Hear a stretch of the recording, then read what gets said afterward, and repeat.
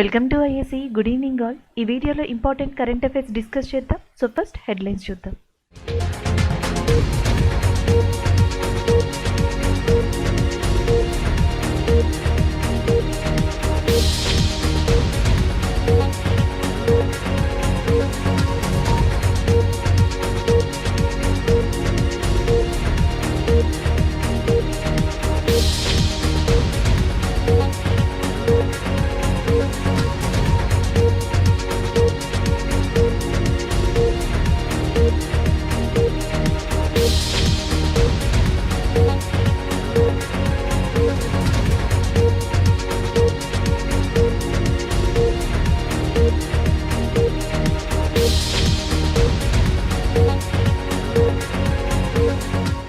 Next current affair చూద్దాం. బుక్కి సంబంధించింది, book and ఆధార్కి సంబంధించిన కరెంట్ అఫైర్గా చెప్పొచ్చు. On board my years in BCCI, ఇది autobiography. On board my years in BCCI అనే నేమ్తో ఒక ఆటోబయోగ్రఫీని రత్నాకర్ శెట్టి అనే పర్సన్ రాశారు. రత్నాకర్ శెట్టి స్వతహాగా కెమిస్ట్రీ ప్రొఫెసర్ అంట. సో దాని తర్వాత బీసీసీఐ యొక్క ఫస్ట్ చీఫ్ అడ్మినిస్ట్రేటివ్ ఆఫీసర్గా అపాయింట్ అయ్యారు. దాని తర్వాత బీసీసీఐలో పలు పదవి బాధ్యతని కూడా ఈయన చేపట్టడం జరిగింది. సో అలాంటి రత్నాకర్ శెట్టి గారు ఆయన అనుభవాల గురించి on board my years in BCCI అనే బుక్ని రాశారు. దీన్ని former president of BCCI Sharad Pawar గారు మనకి రిలీజ్ చేయడం జరిగింది. అదే ఇక్కడ మనకి కరెంట్ అఫైర్ బుక్ అండ్ ఆధార్కి సంబంధించి on board my years in BCCI అనే దాన్ని రాసింది రత్నాకర్ శెట్టి. దీన్ని మనకి రిలీజ్ చేసింది ఫార్మర్ ప్రెసిడెంట్ ఆఫ్ బీసీసీఐ అయిన శరద్ పవార్ గారు. ప్రస్తుతం బీసీసీఐ యొక్క ప్రెసిడెంట్గా మనకి సౌరవ్ గంగోలీ ఉన్నారు. ఈయనే అండ్ ఐసీసీ మెన్స్ క్రికెట్ టీంకి చైర్మన్గా కూడా ఎంపిక కావడం జరిగింది 2021 నవంబర్లో. దాంతోపాటుగా నేషనల్ క్రికెట్ అకాడమీకి హెడ్గా ఇటీవల వివిఎస్ లక్ష్మణ్ గారిని అపాయింట్ చేయడం జరిగింది. అలాగే ద్రవిడ్ గారిని ఇండియా హెడ్ కోచ్ కింద నియమించారు. ఇండియా హెడ్ కోచ్గా ద్రవిడ్ గారు అండ్ సౌరవ్ గంగోలీ బీసీసీఐ ప్రెసిడెంట్తో పాటు ఐసీసీ మెన్స్ క్రికెట్ టీమ్ చైర్మన్గా కూడా ఉంటున్నారు. అండ్ వివిఎస్ లక్ష్మణ్ గారిని నేషనల్ క్రికెట్ అకాడమీకి హెడ్గా అపాయింట్ చేయడం జరిగింది. ఇవి కొన్ని టిడ్బిట్స్గా మీరు గుర్తుపెట్టుకోవచ్చు. సో ఇవి ఎందుకు చెప్పామంటే క్రికెట్ అనేది ఇక్కడ మనకు వచ్చింది, బీసీసీఐ అనేది వచ్చింది కాబట్టి సో నేను ఇక్కడ మీకు ఈ కీ పాయింట్స్ అనేది ఇవ్వడం జరిగింది. కరెంట్ అఫైర్ మాత్రం బుక్ అండ్ ఆధార్కి సంబంధించింది. On board my years in BCCI అనే దాన్ని రాసింది రత్నాకర్ శెట్టి గారు. సో మనకి ఇక్కడ డే వచ్చేటప్పటికి ఇంటర్నేషనల్ పై డే, అంతర్జాతీయ పై దినోత్సవం. సో దీన్ని March 14న రికగ్నైజ్ చేయడం జరిగింది. సో ఆల్రెడీ మనకి పై అంటే తెలుసు, దీనిని 3.14159 వాల్యూతో సూచించడం జరుగుతుంది. యుఎస్ మొట్టమొదటిసారిగా యునైటెడ్ స్టేట్స్ ఈ ఐడియాని ఇచ్చింది అంట, అంతర్జాతీయ పై దినోత్సవాన్ని మనకి నిర్వహించాలి అని. దట్టు March 14th అనేది మనకి ఐన్స్టీన్ యొక్క బర్త్డే కూడా. సో ఆల్బర్ట్ ఐన్స్టీన్ బర్త్డే యొక్క ఆయన యొక్క జ్ఞాపకార్థంగా and as well as USA ఇచ్చిన ఐడియా ప్రకారం అంతర్జాతీయ పై దినోత్సవం అనే దాన్ని March 14న రికగ్నైజ్ చేయడం జరిగింది. సో దానికి సంబంధించిన కరెంట్ అఫైర్ ఇది. సో నెక్స్ట్ కరెంట్ అఫైర్ వచ్చేటప్పటికి Ashwani Bhatia appointed as a SEBI member. Security exchange board of India, security exchange board of ఇండియాకి 3 సంవత్సరాల ఓల్డ్ టైమ్ మెంబర్ కింద అశ్వని భాటియా గారిని ఇటీవల అపాయింట్ చేయడం జరిగింది. దానికి సంబంధించిన కరెంట్ అఫైర్ ఇది. అలాగే సెబీకి ఇటీవల చైర్మన్గా మనకి మాదాపీపూర్ బ్యూచ్ అనే పర్సన్ని కూడా అపాయింట్ చేయడం జరిగింది. The first female chairperson in India. So సెబీకి ఫస్ట్ ఫీమేల్ చైర్పర్సన్గా మాదాపీపూరి గారు కూడా అపాయింట్ అయ్యారు రీసెంట్గా. సో ఇది కూడా మనం ఇక్కడ రివైజ్ చేయొచ్చు. 2 అపాయింట్మెంట్స్, ఒకటి సెబీ చైర్మన్ని ఇక్కడ మనం రికగ్నైజ్ చేసి రివైజ్ చేయొచ్చు, ఇంకొకటి అశ్వని భాటియా గారు న్యూస్లో ఉన్నారు. ఈయన ప్రస్తుతం స్టేట్ బ్యాంక్ ఆఫ్ ఇండియా యొక్క మేనేజింగ్ డైరెక్టర్గా ఉన్నారు. స్టేట్ బ్యాంక్ ఆఫ్ ఇండియా యొక్క మేనేజింగ్ డైరెక్టర్గా ఉన్న అశ్వని భాటియా గారిని ఇటీవల సెబీ మెంబర్గా అపాయింట్ చేయడం జరిగింది. అంటే ఇక్కడ మీరు ఎస్బీఐకి సంబంధించి అండ్ యాజ్ వెల్ యాజ్ సెబీకి సంబంధించి కూడా బిట్స్ని రివైజ్ చేయొచ్చు. ఎస్బీఐ చైర్మన్గా దినేష్ కుమార్ కారా ఉన్నారు. ఎస్బీఐ మేనేజింగ్ డైరెక్టర్గా అశ్వని భాటియా ఉన్నారు. ఈ అశ్వని భాటియా గారిని సెబీకి ఓల్డ్ టైమ్ 3 years మెంబర్గా అపాయింట్ చేయడం జరుగుతుంది అన్నట్లుగా మనకి న్యూస్ రావడం జరిగింది. అలాగే సెబీ యొక్క నూతన చైర్మన్గా మాదాపీపూర్ బ్యూచ్ గారు ఇటీవల అపాయింట్ అవ్వడం జరిగింది. సో ఇది ఓవరాల్గా మీరు ఈ కరెంట్ అఫైర్లో గుర్తుపెట్టుకోవాల్సిన అంశాలు. నెక్స్ట్ వన్ చూద్దాం. సో నెక్స్ట్ కరెంట్ అఫైర్ కూడా అపాయింట్మెంట్కి సంబంధించింది. Debashish Panda appointed as a chairman of IRDAI, insurance regulatory and development authority. Insurance regularity and development authority IRDAI. So దీనికి దేబాశిష్ పాండా గారు ఇటీవల అపాయింట్ అవ్వడం జరిగింది. దానికి సంబంధించిన కరెంట్ అఫైర్గా దీన్ని చెప్పొచ్చు. అలాగే insurance regularity and development authority యొక్క హెడ్ క్వార్టర్స్ అనేది మనకి హైదరాబాద్ కేంద్రంగా ఉంది. అండ్ ఇదే వచ్చేటప్పటికి ఇండియాలో మనకి బీమా పథకాలు, బీమా వెసులుబాట్లు ఏవైతే ఉన్నాయో వాటిని అన్నింటినీ కూడా రూల్స్ అండ్ రెగ్యులేషన్స్ చేస్తూ నియంత్రించుకుంటూ వస్తుంది. సో ఇక్కడ మనం ఇన్సూరెన్స్ బీమా అని చెప్పేసి మాట్లాడుతున్నాం కాబట్టి 2 పథకాలను మీరు ఇక్కడ రివైజ్ చేయొచ్చు. ఒకటి ప్రధానమంత్రి సురక్ష బీమా యోజన. ఇది 18 నుంచి 70 ఇయర్స్ లోపు ఎవరైతే ఉన్నారో ఇండియన్ సిటిజన్స్, సో వాళ్ళకి సురక్ష బీమా యోజన అనే దాన్ని ఇన్సూరెన్స్ పథకాన్ని 2015లో గవర్నమెంట్ ఆఫ్ ఇండియా తీసుకొచ్చింది. 2016లో ఇప్పటికీ చాలా సక్సెస్ఫుల్గా ఉన్న వన్ ఆఫ్ ద పథకంగా చెప్పొచ్చు ప్రధానమంత్రి ఫసల్ బీమా యోజన. ఇది పంట నష్టం ఏదైతే ఉందో సో దానికి సంబంధించిన బీమా పథకం ఇది ప్రధానమంత్రి ఫసల్ బీమా యోజన. ప్రధానమంత్రి సురక్ష బీమా యోజన ఏమో జనరల్గా మనకి ఇండియన్ సిటిజన్స్కి కల్పించే ఇన్సూరెన్స్ పథకంగా చెప్పొచ్చు. ఈ రెండింటినీ కూడా మనకి గవర్నమెంట్ ఆఫ్ ఇండియా ఈ డిఫరెంట్ ఇయర్స్లో స్టార్ట్ చేసింది. ఇలా భారతదేశంలో వివిధ ఇన్సూరెన్స్ పథకాలు not only government of India, మిగతా ఏవైతే ఆథరైజ్డ్ ఇన్స్టిట్యూషన్స్ మనకి బీమా పథకాలని తీసుకొచ్చాయో ఈ బీమా పథకాలన్నింటినీ కూడా మనకి నియంత్రించే సంస్థగా insurance regularity and development authority IRDAI అనే దాన్ని చెప్పొచ్చు. దాని చైర్మన్గా ఇటీవల దేబాశిష్ పాండా గారిని అపాయింట్ చేయడం జరిగింది. Karnataka launches women at the rate of work programme. So Karnataka ఇటీవల women at the rate of work programme అనే దాన్ని లాంచ్ చేసింది. దీనికి కారణం ఏంటంటే విమెన్ని మనకి ప్రపంచంలో and inclusive, equal and equitable స్థాయిలో నిలబెట్టాలి. అంటే మనకి ఏదైతే విమెన్ పొజిషన్ ఉందో ఎకనామికల్ పరంగా, ఆర్థిక పరంగా, సో దానిని ప్రపంచంలో మనకి ఈక్వల్ స్థాయికి తీసుకెళ్ళాలి, అలా కృషి చేయాలి అనేది దీని యొక్క ముఖ్య ఉద్దేశంగా చెప్తున్నారు. అండ్ దీంట్లో భాగంగా ఏంటంటే విమెన్ని ఆర్థిక పరంగా అభివృద్ధి చేయాలి అంటే ఫస్ట్ థింగ్ వాళ్ళకి జాబ్ని కల్పించాలి. వాళ్ళకి జాబ్ కల్పించాలి అంటే వాళ్ళకి స్కిల్ డెవలప్మెంట్ అనేది కావాలి, నైపుణ్యత. సో ఇప్పుడు మనకి women at the rate of work programme కింద ఏం చేస్తారంటే కర్ణాటకలోని విమెన్స్ని సెలెక్ట్ చేసి కొంతమందిని ఎవరైతే అర్హులు ఉన్నారో వాళ్ళకి స్కిల్ డెవలప్మెంట్ ప్రోగ్రామ్ని ఇప్పిస్తారు. సో వాళ్ళకి నైపుణ్యత శిక్షణ ఇచ్చిన తర్వాత వాళ్ళకి జాబ్స్ని కల్పించడం జరుగుతుంది. కర్ణాటక గవర్నమెంట్ 2026ని టార్గెట్గా పెట్టుకుంది. 5 లక్షల జాబ్స్ వరకు వాళ్ళకి కల్పించేలాగా సో ఇది ఒక లక్ష్యంగా పెట్టుకోవడం జరిగింది. అలాగే దీనిని Karnataka digital economy mission, Karnataka skill development corporation, government of Karnataka ఈ 3 కలిసి సంయుక్తంగా నిర్వహిస్తున్నాయి. కర్ణాటక చీఫ్ మినిస్టర్గా బసవరాజ్ బొమ్మాయి, కర్ణాటక యొక్క గవర్నర్గా తవార్చంద్ గెహ్లాట్ ఉన్నారు. సో జనరల్గా మీకు మార్చ్ మంత్లో చూసుకుంటే ఎక్కువగా విమెన్ ఓరియంటెడ్ న్యూసే ఉంటుంది. ఎందుకంటే మనకి అంతర్జాతీయ మహిళా దినోత్సవం అనేది 8 మార్చిన రికగ్నైజ్ చేశారు. సో దాని తర్వాత నారీ శక్తి అవార్డ్స్ అనేవి కూడా మనం డిస్కస్ చేయడం జరిగింది. దాని తర్వాత కొన్ని ఏవైతే మనకి సంస్థలు ఉంటాయో, గవర్నమెంట్ సంస్థలు కావచ్చు, ప్రైవేట్ సంస్థలు కావచ్చు, విమెన్స్కి సంబంధించి ప్రత్యేక వెసులుబాటుల్ని కల్పిస్తూ కొన్ని పథకాల్ని, కొన్ని సిస్టమ్స్ని ఇంట్రడ్యూస్ చేయడం జరిగింది. ఫర్ ఎగ్జాంపుల్ భారతదేశంలోనే మొట్టమొదటిసారిగా 100% విమెన్ ఏమంటారు విమెన్ అండర్ ద విమెన్ ఉండే ఇండస్ట్రియల్ పార్క్ని ఎస్టాబ్లిష్ చేశారు హైదరాబాద్లో. అది కూడా అంతర్జాతీయ మహిళా దినోత్సవం తర్వాతే జరిగింది. నారీ శక్తి అవార్డ్స్ని కూడా దాని సందర్భాన్ని ఇవ్వడం జరిగింది. సో కాబట్టి ఆల్మోస్ట్ మీకు మార్చ్ మంత్లో గుర్తుపెట్టుకోవాల్సింది ఏంటంటే డేస్ని చదివినప్పుడు మార్చ్ 8 విమెన్ ఏదైతే డే ఉందో ఇంటర్నేషనల్ విమెన్ డే అది చదివినప్పుడు సో దానికి సంబంధించి ఆల్మోస్ట్ మార్చ్ మంత్లో ఏవైతే విమెన్ రిలేటెడ్ స్కీమ్స్ కానీ, విమెన్ రిలేటెడ్ ఇనిషియేషన్స్ కానీ, అవార్డ్స్ కానీ ఏమి ఇచ్చారో అక్కడే మీరు రివైజ్ చేయండి, మీకు ఈజీగా ఇక్కడ కవర్ అవుతుంది సిలబస్. సో నెక్స్ట్ వచ్చేటప్పటికి Skoch state of governance ranking 2021. Skoch state of governance ranking 2021కి సంబంధించి ఇటీవల మనకి అనౌన్స్మెంట్ అనేది చేయడం జరిగింది. అది ఏంటి అనేది చూద్దాం. 2003లో ఈ స్కాచ్ అవార్డ్స్ అనే వాటిని స్టార్ట్ చేశారు.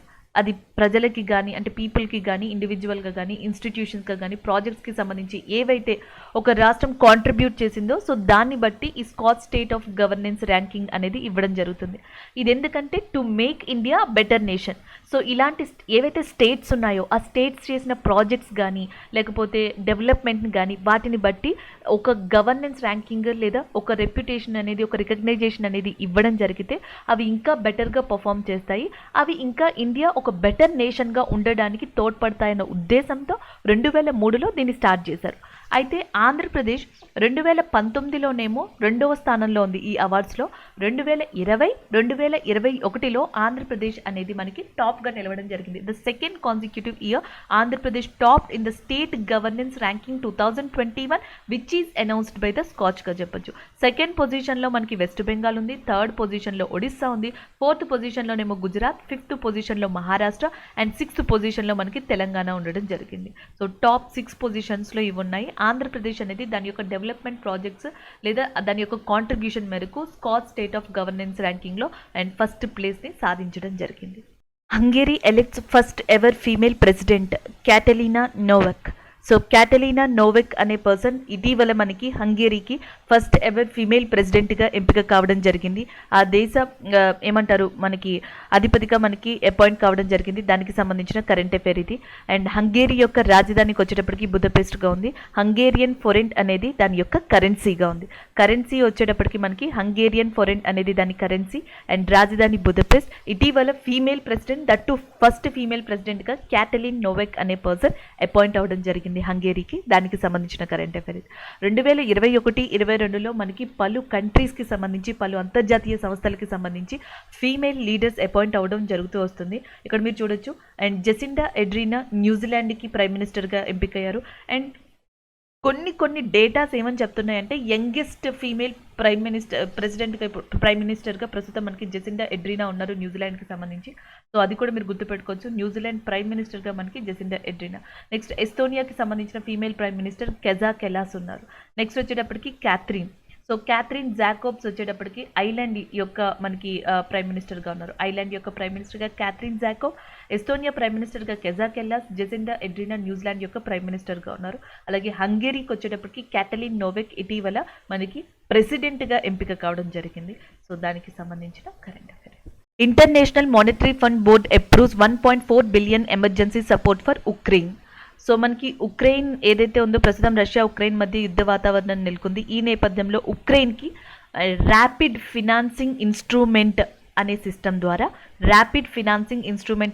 ద్వారా ఐఎంఎఫ్ అనేది మనకి $1.4 బిలియన్ ఎమర్జెన్సీ సపోర్ట్ని కల్పించడానికి ఇటీవల మనకి ఒప్పందాన్ని కుదుర్చుకుంది. ఇటీవల ఆమోదించబడింది. దానికి సంబంధించిన కరెంట్ అఫైర్ గురించి చెప్పొచ్చు.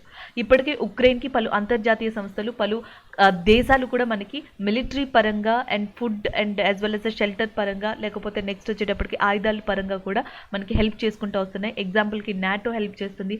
జర్మనీ హండ్రెడ్స్ ఆఫ్ వెపన్స్ని ఇచ్చింది. అండ్ ఇటీవల వార్తల్లో నిలిచారు వాలి. అండ్ వరల్డ్స్ డెడ్లియెస్ట్ స్నైపర్గా కూడా ఆయన పేరుగాంచారు.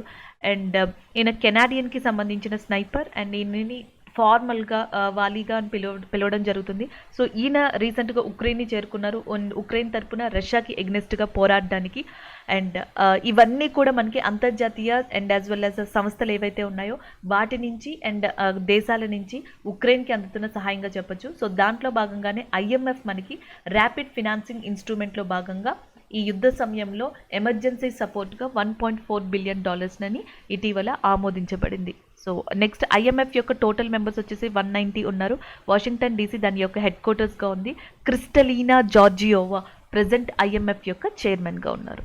పేటీఎం పేమెంట్ బ్యాంక్కి సంబంధించి న్యూ కస్టమర్స్ని కొంత సమయం మేరకు ఆపమని చెప్పి RBI under section 35A and 1949 act ద్వారా ఇటీవల మనకి చెప్పడం జరిగింది. సో దానికి సంబంధించిన కరెంట్ అఫైర్గా దీన్ని చెప్పొచ్చు.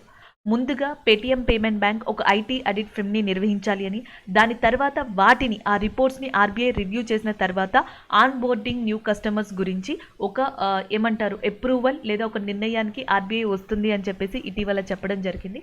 సో దానికి సంబంధించిన కరెంట్ అఫైర్ ఇది. And on boarding customers is nothing but new users. ఆ పేటీఎం పేమెంట్ బ్యాంక్కి సంబంధించి ఎవరైతే సర్వీసెస్ని కానీ ప్రొడక్ట్స్ని కానీ కొత్తగా యూజ్ చేసుకోవడానికి ఎంటర్ అవుతారో అలాంటి వాళ్ళని ఆన్ బోర్డింగ్ కస్టమర్స్గా పిలవచ్చు. ప్రస్తుతం ఆన్ బోర్డింగ్ కస్టమర్స్ని ఆపండి. అండ్ తమ సంస్థ యొక్క ఏదైతే పేటీఎం పేమెంట్స్ బ్యాంక్ ఉందో అది ఐటీ ఆడిట్ని నిర్వహించాలి. నిర్వహించిన రిపోర్ట్ని ఆర్బీఐకి సబ్మిట్ చేయాలి.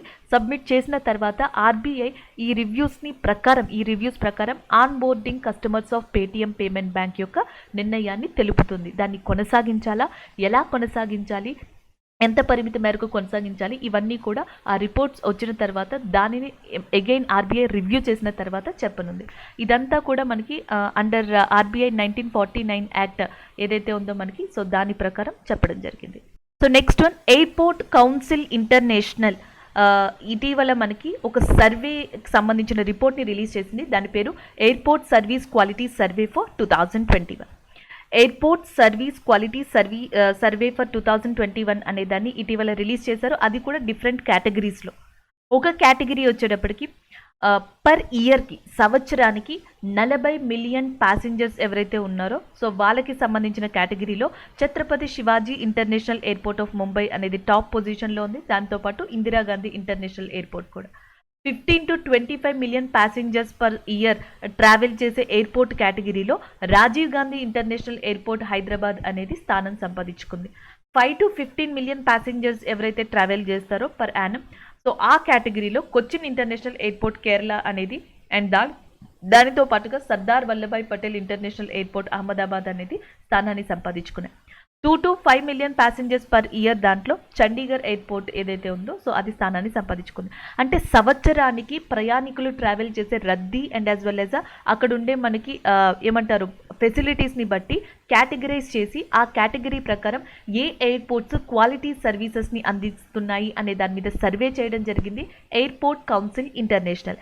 ఆ సర్వే ప్రకారం ఇక్కడ రిపోర్ట్ ఇవ్వడం జరిగింది. So this is about the current affair airport service quality service for 2021 airport council international by airport council international. ఈ రోజు ఏవైతే కరెంట్ అఫైర్స్ డిస్కస్ చేసామో వాటి రివ్యూ చూద్దాం. ఇంటర్నేషనల్ పై డే అనే దాని గురించి డిస్కస్ చేసాం. March 14th మనకి ఇంటర్నేషనల్ పై డే అనే దాన్ని రికగ్నైజ్ చేశారు అని చెప్పి డిస్కస్ చేసాం. On board my years in BCCI ఇది ఒక ఆటోబయోగ్రఫీ. దీన్ని రత్నాకర్ శెట్టి గారు రాశారు అండ్ బీసీసీఐ ఫార్మర్ ప్రెసిడెంట్ అయిన శరద్ పవార్ గారు దీనిని రిలీజ్ చేశారు. Ashwani Bhatia appointed as a SEBI member. SBI యొక్క మేనేజింగ్ డైరెక్టర్గా వర్క్ చేస్తున్న అశ్వని భాటియా గారు ఇటీవల సెబీ మెంబర్గా అపాయింట్ అయ్యారు. Next one Debashish Panda appointed as a chairman of IRDAI. So మనకి ఏదైతే insurance regularity and development authority of India ఉందో సో దానికి దేబాశిష్ పాండా గారు ఇటీవల చైర్మన్గా అపాయింట్ అవడం జరిగింది. కర్ణాటక ఇటీవల women at the rate of work అనే ప్రోగ్రామ్ని లాంచ్ చేయడం జరిగింది. 2026 కల్లా 5 లక్షల జాబ్స్ని విమెన్స్కి ప్రొవైడ్ చేయడం అండ్ ఈక్వాలిటీ అనేది ఎకనామికల్ పరంగా విమెన్స్కి తీసుకురావడం అనేది దీని యొక్క ముఖ్య ఉద్దేశంగా చెప్పడం జరిగింది. Hungary elects first ever female president Katalin Novak. So Katalin Novak అనే పర్సన్ని ఫస్ట్ ఫీమేల్ ప్రెసిడెంట్గా హంగేరీ ఇటీవల అపాయింట్ చేయడం జరిగింది. అండ్ వీళ్ళతో పాటు జెసిండా అడ్రిన్ ఫ్రమ్ న్యూజిలాండ్ అండ్ కెజా కెలాసా ఎస్తోనియాకి సంబంధించి అండ్ మనకి సామీ బహోసా అని చెప్పేసి ఉన్నారు యునెస్కోకి సంబంధించి. ఇట్లా వీళ్ళ గురించి మనం డిస్కస్ చేసుకోవడం జరిగింది. Next one international monetary fund board approves $1.4 billion emergency supporter for Ukraine. ఉక్రెయిన్కి యుద్ధ వాతావరణం నేపథ్యంలో ఎమర్జెన్సీ సపోర్టుగా $1.4 బిలియన్ లోన్ని అప్రూవ్ చేస్తున్నట్లు మనీని అప్రూవ్ చేస్తున్నట్లు ఇంటర్నేషనల్ మానిటరీ ఫండ్ ఇటీవల ప్రకటించడం జరిగింది. RBI directs Paytm payments bank of limited to stop onboarding of new customers. So Paytm payment bank ఇటీవల ఆర్బీఐ అండ్ ఆన్బోర్డింగ్ న్యూ కస్టమర్స్ని ఆపమని చెప్పేసి ఇటీవల ఆర్బీఐ యాక్ట్ 1949 సెక్షన్ 35A కింద చెప్పడం జరిగింది. Scott state of governance ranking 2021 ఇటీవల ప్రకటించింది. దీంట్లో ఆంధ్రప్రదేశ్ ఫస్ట్ ప్లేస్, సెకండ్ ప్లేస్లో వెస్ట్ బెంగాల్, థర్డ్ ప్లేస్లో ఒడిశా అనేవి నిలబడడం జరిగాయి. Next one airport council of international అనేది ఇటీవల 2021కి సంబంధించి ఎయిర్పోర్ట్ సర్వీస్ క్వాలిటీ సర్వే రిపోర్ట్ని ఇవ్వడం జరిగింది. దీంట్లో డిఫరెంట్ కేటగిరీస్లో డిఫరెంట్ ఎయిర్పోర్ట్స్కి సంబంధించిన ద బెస్ట్ ఎయిర్పోర్ట్స్ని కూడా మెన్షన్ చేయడం జరిగింది. సంవత్సరానికి 40 మిలియన్కి పైగా ప్యాసింజర్స్ ట్రావెల్ చేసే కేటగిరీలో మనకి ఛత్రపతి శివాజీ టెర్మినస్ ఏదైతే శివాజీ ఎయిర్పోర్ట్ ఇంటర్నేషనల్ ఎయిర్పోర్ట్ ఏదైతే ఉందో సో దానిని చేర్చడం జరిగింది. అలా different categories so 5 to 15 millions 5 to 10 millions ఇలాంటి డిఫరెంట్ కేటగిరీస్లో డిఫరెంట్ ఎయిర్పోర్ట్స్ని ఈ సర్వే ఆ ప్రకారం చేర్చడం జరిగింది. సో ఇవి ఓవరాల్గా ఈరోజు మనం డిస్కస్ చేసుకున్న కరెంట్ అఫైర్స్. Thank you.